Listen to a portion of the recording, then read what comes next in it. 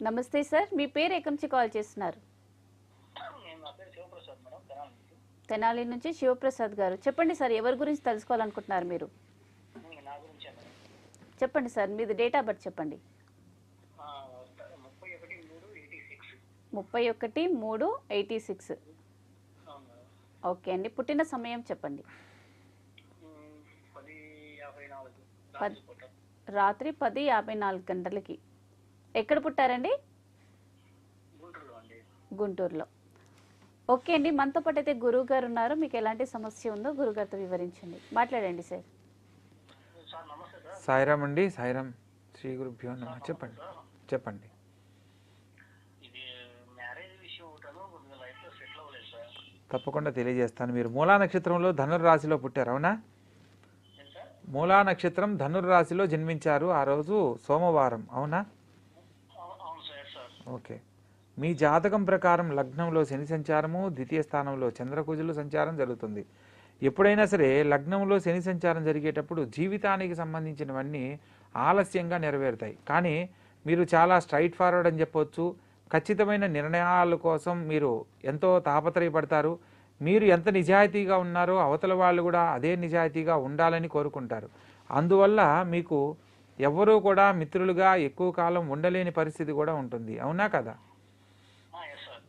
ఇక్కడ మీకు జాతకరీత్యా ఏంటంటే పంచమ స్థానంలో రవి సంచారం జరుగుతుంది. రాజ్యాధిపతి అయిన సూర్యుడు పంచమ స్థానంలో సంచరించడం వల్ల మీకు కళ్యాణం అయిన దగ్గర నుంచి ఉన్నతమైన జీవితంలో స్థిరపడే యోగ్యత వస్తుంది. మీరు టెన్షన్ పడాల్సిన అవసరం లేదు.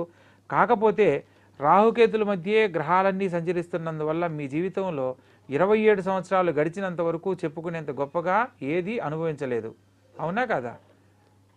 27 సంవత్సరాల తర్వాత మాత్రమే మీకు ఒక ఏదో ఒకటి కొంత జరుగుబాటుకు కానీ ఏదైనా ఒకటి మంచి జరగడానికి అవకాశం ఉంది.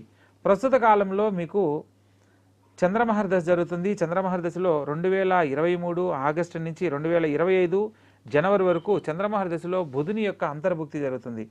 మీరు ఏ పని తలపెట్టాలన్నా ఆ పనిలో దిగ్విజయంగా ఉన్నతమైన జీవితాన్ని పొందాలన్నా కూడా బుధునికి ప్రతినిధి దేవత అయిన బుధవారం నాడు గణపతిని గరికతో పూజిస్తూ ఓం గం గణపతయే నమః అనే మంత్రాన్ని ప్రతినిత్యము 21 సార్లు పఠిస్తూ మీ యొక్క జీవన విధానాన్ని గనక ప్రారంభించినట్లయితే సమస్యలన్నీ తొలగిపోతాయి. సకాలంలో ఉన్నతమైన జీవితాన్ని ఉద్యోగం ద్వారా పొందడము, అదేవిధంగా వైవాహిక జీవితంలో స్థిరమైన జీవితాన్ని పొందే యోగ్యత లభిస్తుంది.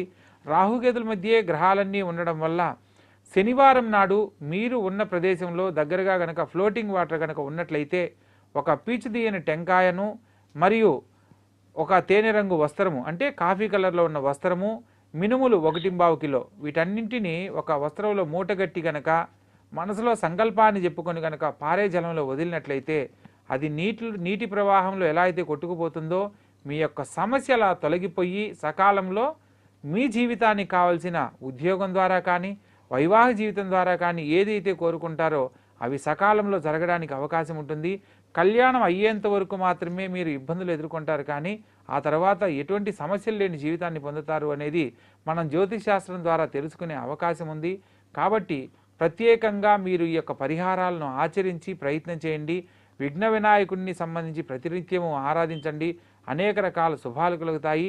మీరు సోమవారం నాడు పుట్టారు, ప్రస్తుతం చంద్రమహర్దశ జరుగుతుంది కాబట్టి ప్రతి సోమవారం నాడు ఈశ్వరుణ్ణి ఆవు పాలతో అభిషేకించినట్లయితే ఆవు పాలతో అభిషేకించడం వల్ల కుటుంబంలో ఏదైతే మీకు అశాంతిగా అనిపిస్తుందో అవి తొలగిపోయి కుటుంబంలో శుభాలకు సంబంధించి ఏదైనా ఒక శుభ కార్యక్రమం ప్రారంభం అవడానికి అవకాశం ఏర్పడుతుంది. తప్పనిసరిగా ఆచరించండి. విన్నారు కదా.